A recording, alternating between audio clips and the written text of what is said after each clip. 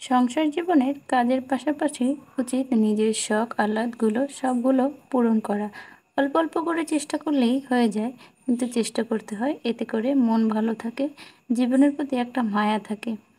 আজকে আপনাদের সাথে এই যে দুটো জিনিস দেখছেন, বাঁশের মগ, এটা আমার ভাইয়া সাজে গিয়েছিল, তখন আমার আর আমার ছোট্ট ছেলেটার জন্য দুটো মগ আমাদের দুজনের নাম লিখিয়ে নিয়ে এসেছিল।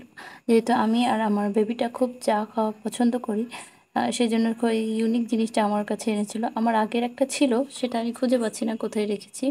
তবে আমার এই জিনিস দুটো খুবই পছন্দ হয়েছে, স্পেশালি নাম লিখে দেওয়া আমাদের দুজনের। আমি এটা বেশি দিন, অনেক দিন আমার কাছে রেখে দিতে চাইছিলাম, সেজন্য আমি ভাবলাম এটাকে লিকার স্প্রে করে দিলে, ভার্নিশটা করে দিলে হয়তো এটা অনেক দিন বেশি টেকসই হবে, আর একটা গ্লেসি গ্লেসি ভাব হবে। বুদ্ধিটা অবশ্য আমার ভাইয়াই দিয়েছিল।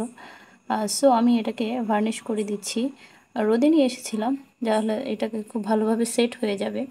আর যেহেতু এটা হাতে লাগানো যাবে না, আর রুমে বেবি আছে, সো এটা রঙের একটা কেমিক্যাল আছে, সেটা নাকে গেলে বাচ্চাদের জন্য ক্ষতিকর, সেজন্য আমি এটা ছাদে নিয়ে স্প্রে করছিলাম। দুটোতেই খুব ভালোভাবে স্প্রে করে আমি অনেকক্ষণ 1 ঘন্টা পর্যন্ত প্রায় রোদে রেখে দিয়েছিলাম দুটো।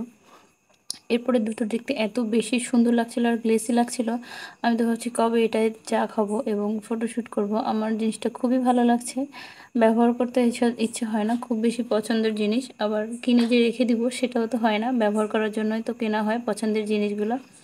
এই আর কি। আমি চা খাওয়ার মানুষ, তবে আমাকে কেউ যদি চার কোনো সাথে সংযুক্ত কিছু দেয় আমার খুব বেশি পছন্দ হয়। আই জাস্ট লাভ ইট। দুটো বাঁশের মগ এত বেশি সুন্দর লাগছে, এই দুটো হাত থেকে আপনাদের এই যে লাস্ট ফিনিশিংটা দেখালাম।